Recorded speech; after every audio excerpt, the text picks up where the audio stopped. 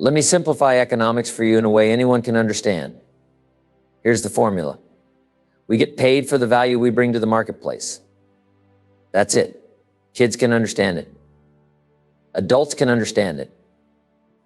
If you want to get paid, you must bring value. Now, what is the marketplace? That's just people. The value you bring.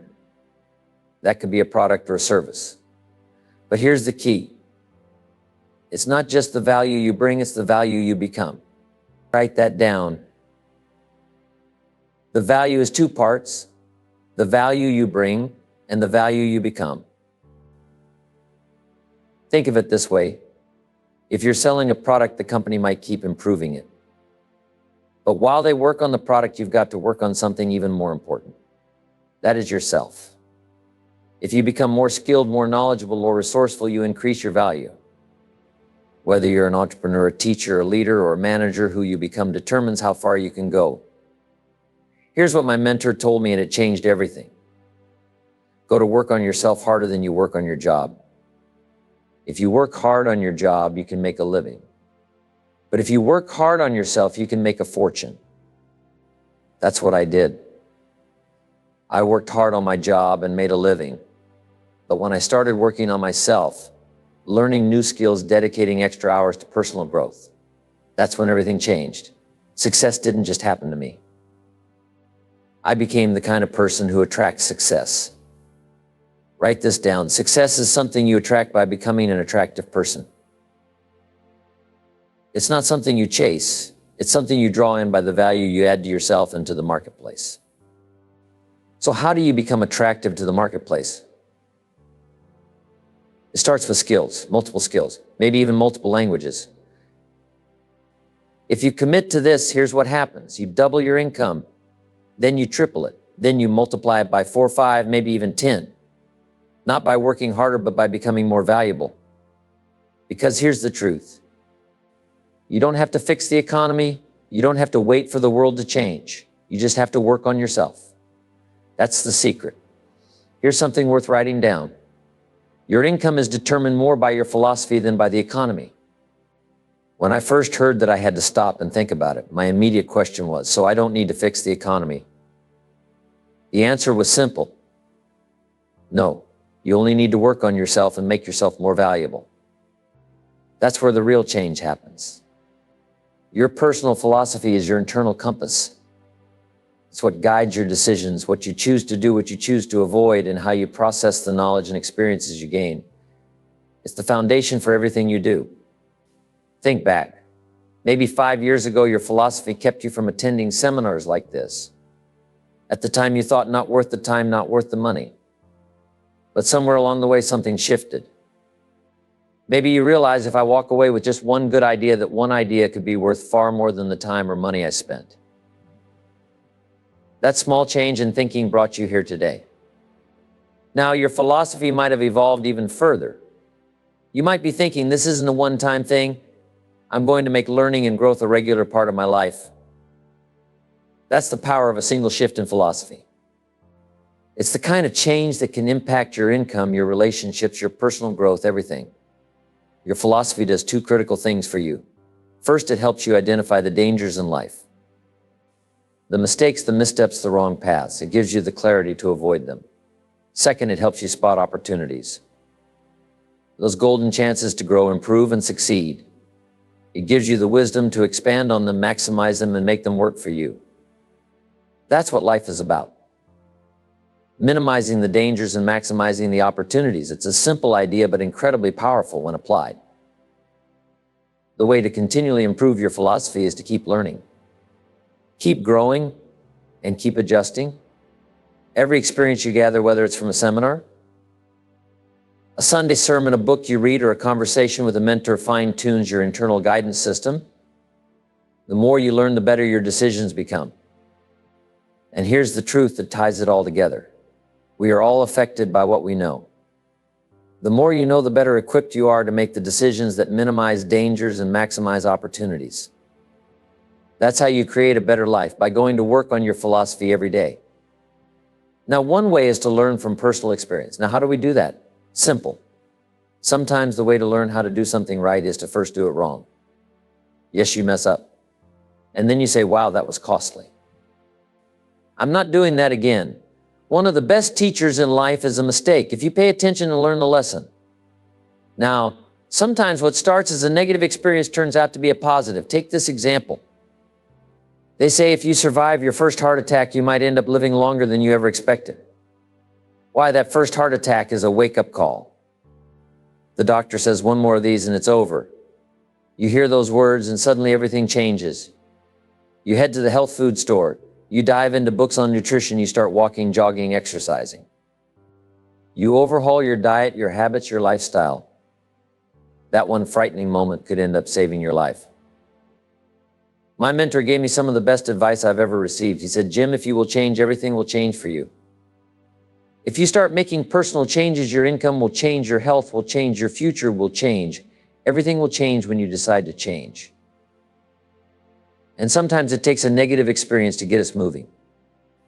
That mistake, that failure, that wake-up call. It shakes us up, it forces us to shift our thinking to say never again. And that's fantastic. The lesson here is simple. Don't let the experience go to waste. Learn from it. Adjust, grow. And when you change, everything changes. That's how it works.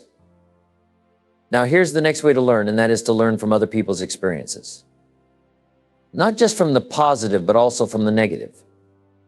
Isn't it a shame failure don't give seminars? Imagine the insights we could gain. Of course, we wouldn't want to pay them so they don't lecture. But the lessons they could teach would be priceless. Imagine you know someone who has spent 40 years messing up their life. You might say, John, can we spend a day together? I'll bring my notebook. A good-looking guy like you, a beautiful family, every reason to succeed. And yet you threw it all away. Teach me how you did it. I want to understand. Now, as John starts sharing his story, you take notes. You're not judging, you're learning. His failures could save you from making the same mistakes. If someone tells me these eggs are rotten, I'm not going to make an omelet to see if they're right. I'll just take their word for it. The point is simple. Learn from your own experiences, but also learn from the experiences of others. My mentor used to say, don't trust your memory. If you want to live a dynamic life, multiplying your income, improving your future, be a good student. If a good idea comes your way, write it down. Then think about it and maybe even act on it. Your philosophy, your guidance system is built on what you learn, what you know, and what you take from the experiences of others. Now let me give you 3 ways to learn from other people. First, learn from what you see. Pay attention. Success leaves clues. Observe the winners and the losers, those who are thriving and those who are falling behind. Take mental notes, or better yet, write them down.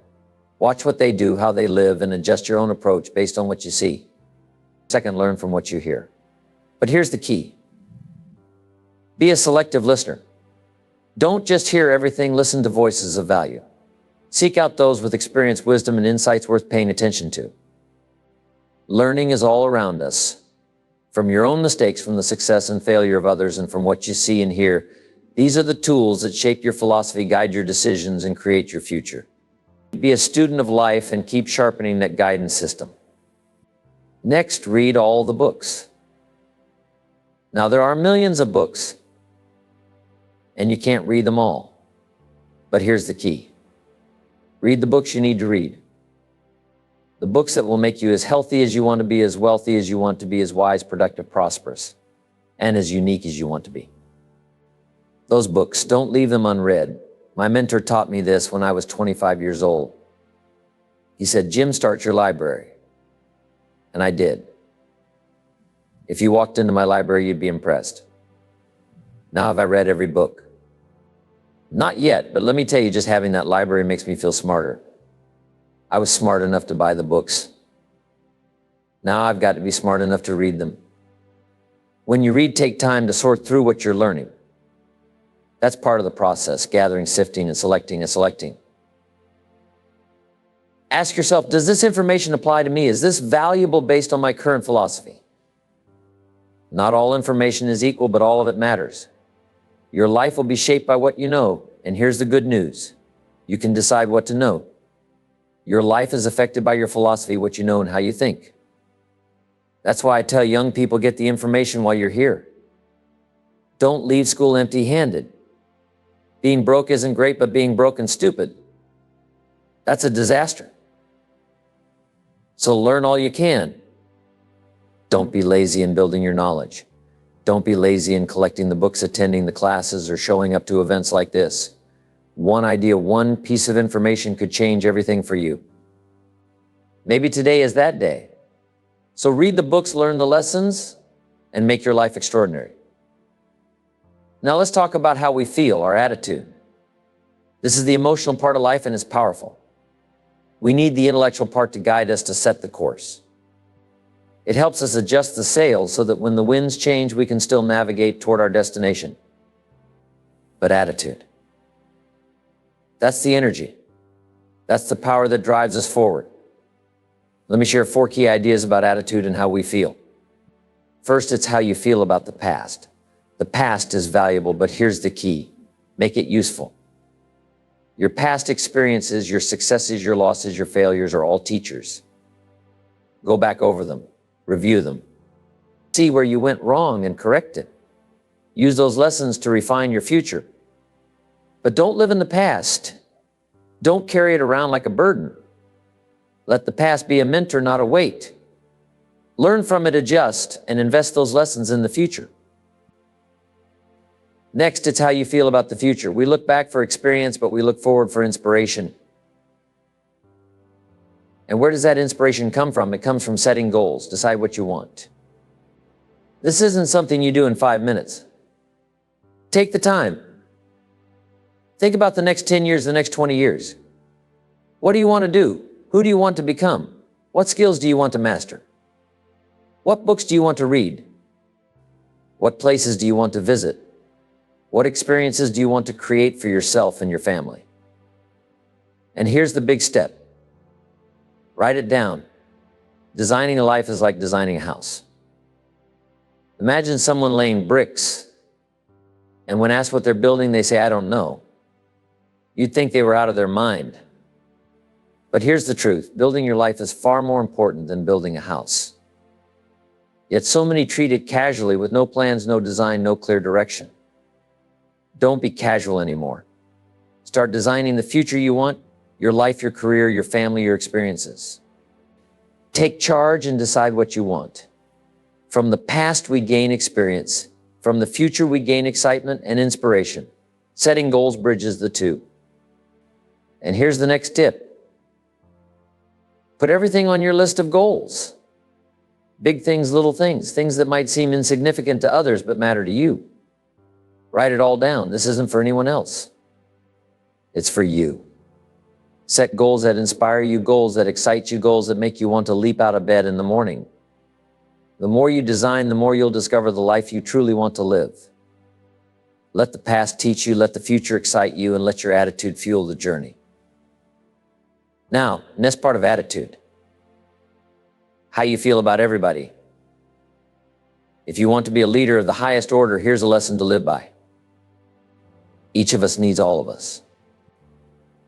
One person doesn't make an economy. One person doesn't create a symphony. It takes all of us working together to achieve greatness. Each of us brings unique gifts to the table, gifts that are vital to the community, the country, the world. Learn to appreciate that truth. Each of us needs all of us, and all of us need each of us. Now let's move to perhaps the most personal attitude of all. How you feel about yourself? There's nothing more powerful than self-confidence. Confidence can multiply your income, your influence, your joy by 2, by 3, by 5, by 10. But where does self-confidence come from? Here it is, self-esteem. Self-esteem is built by doing the things you know you should do. It's keeping promises to yourself. At the end of the day, when you've made the calls you said you'd make, met the people you committed to meeting, and completed the tasks you set out to do, something incredible happens. You feel good about yourself. And that feeling, it's one of the most powerful motivators for your future. Now let me share with you the miracle ingredient that ties this all together. Here it is. Activity. We are affected by what we do. Activity is the bridge, the work, the labor that turns imagination into reality. Without it, ideas stay ideas and dreams stay dreams. Activity, of course, often comes with labor pains. Now, I'm not exactly an expert here, but I've been told by the mothers in the room we know what labor pains are all about. Why would someone willingly endure such an experience? The answer is simple. It produces new life.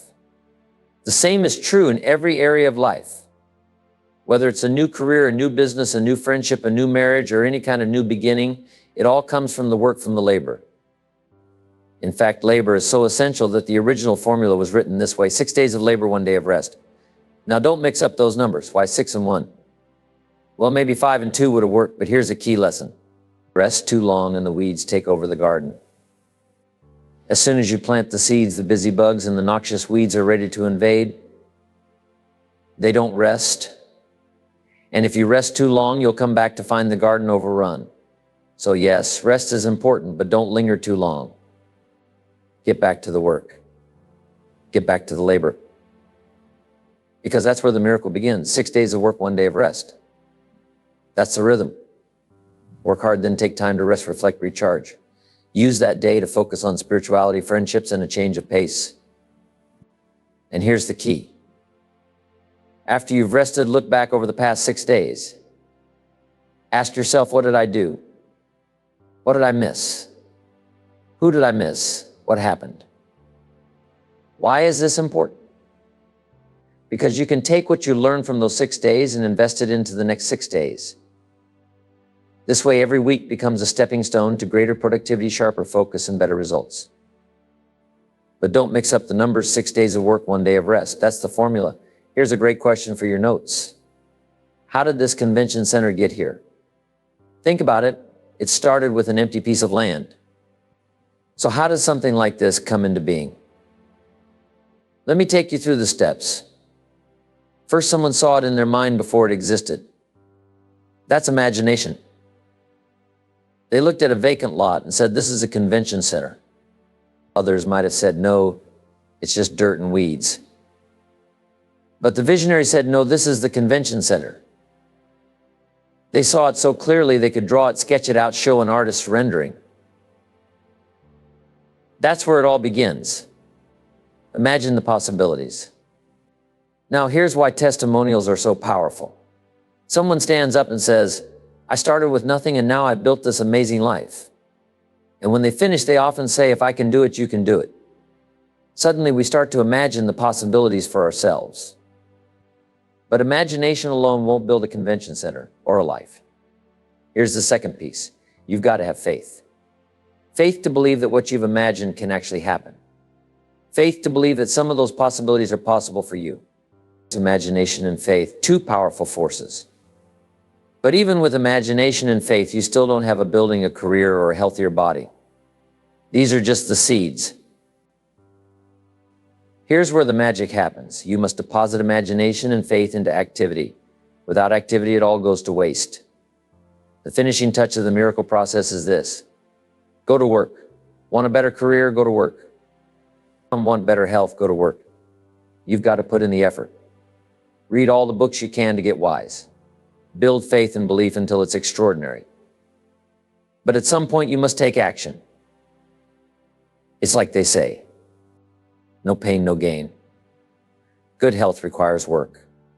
Building a career, creating wealth, developing strong relationships, all of it requires effort. Here's what's amazing. Only humans can do this. Birds can't imagine the future. Animals don't have faith. But humans, we have the extraordinary gift of turning nothing into something. This gift, the ability to imagine, believe, and create, has been given to all of us. The question is, how often will you use it? The answer to that determines the kind of life you build. So take your imagination, add your faith, and then go to work. That's how the miracle happens. Now let's move to the next piece. Learn to measure progress. Once you've set up a project or goal, the next step is to turn nothing into something. But here's the key. You must measure your progress. How are you doing? This is a lesson we teach our children early in life. Life expects us to make measurable progress in reasonable time. That's the game of life. It's not enough to set up a goal. As you begin working on it, you need to check in and ask, how am I doing? Now, here's a question for your notes. What is reasonable time? You can't ask someone every 5 minutes, how's it going? That's too soon. Imagine a guy starting a project and being asked 5 minutes later, well, how's it coming along? He'd probably say, I haven't even left the building yet. Give me some time. But on the flip side, you can't wait 5 years before checking in. That's too long. Reasonable time is somewhere in between.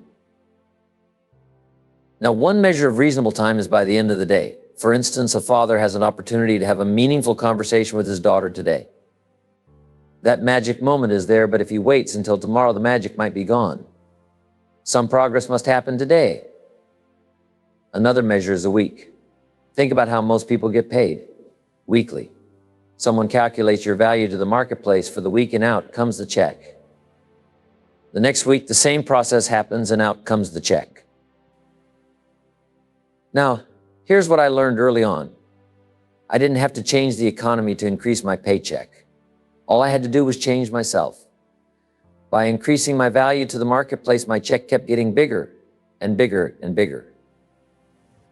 It's all about measurable progress in reasonable time. Think about how we demand this from our children. How long do you want your child to stay in the 4th grade? About 1 year, right? You wouldn't say, well, they're nice kids. Let's give them 3 or 4 years in the 4th grade. No, this isn't about being nice. It's about getting ready for the future, preparing for the challenges and opportunities that lie ahead. Lingering too long in one grade or one stage of life puts everything else at risk.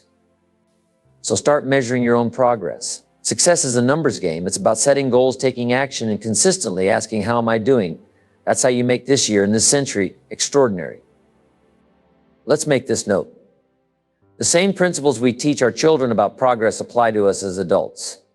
Don't linger in the same grade of learning for too long, whether it's in leadership, management, entrepreneurship, or any other field. Keep up the pace. Keep climbing. Now here's an important piece. Measure and count. And here's the tough part. Face the truth. If you're only making so much progress, don't kid the world. Don't kid your friends. And most importantly, don't kid yourself. Look at your progress honestly. If after a certain period you're not where you want to be, you've got to swallow hard and admit it. This is the truth. Then comes the critical question, what can I do to increase my progress? What could you do to improve your health, your income, your investments, or your value to the marketplace? The answer is simple, get busy learning. Learn the second skill, the third skill, the next language, and then another one after that. Keep adding to your toolbox. Increase your value, that's the secret to progress. And here's the promise. One of the greatest motivating factors in the world is progress. When you start making progress, it lights a fire inside of you. You get excited, you want more. Progress feeds motivation. Now, let me give you the final piece I want to share with you to make these opening years of the 21st century truly pay off for you. Lifestyle. Let me tell you what lifestyle is all about. It's learning to live well. The ultimate essence of life is not the Ferrari.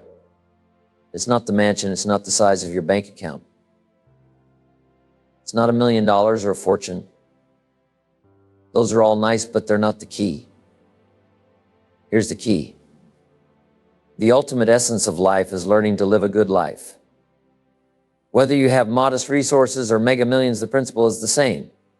The goal is to live well, to savor the moments, to enjoy the journey, and to make a difference along the way.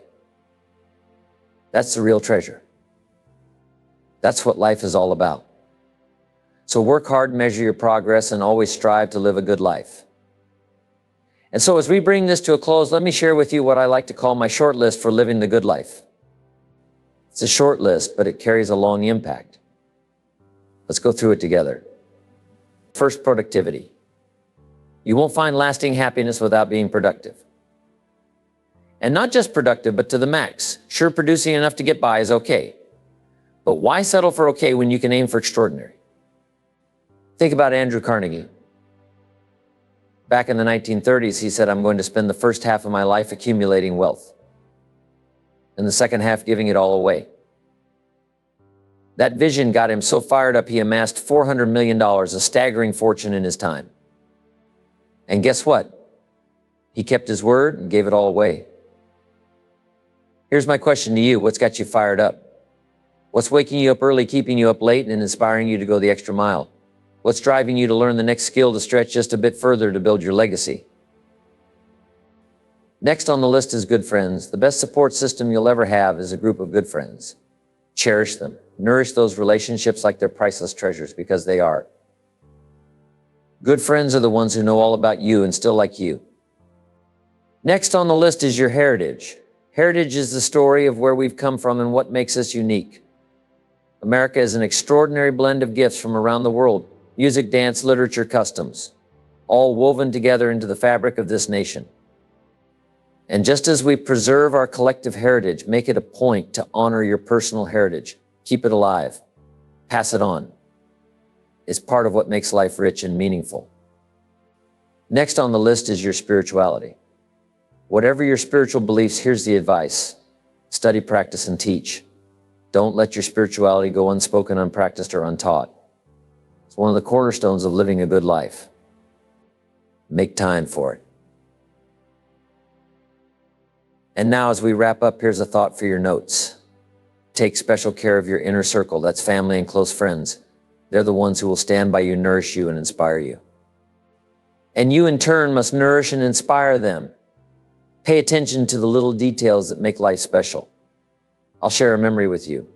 When my father was alive, I'd make it a point to call him, even when I was traveling halfway around the world. One time I was in Israel.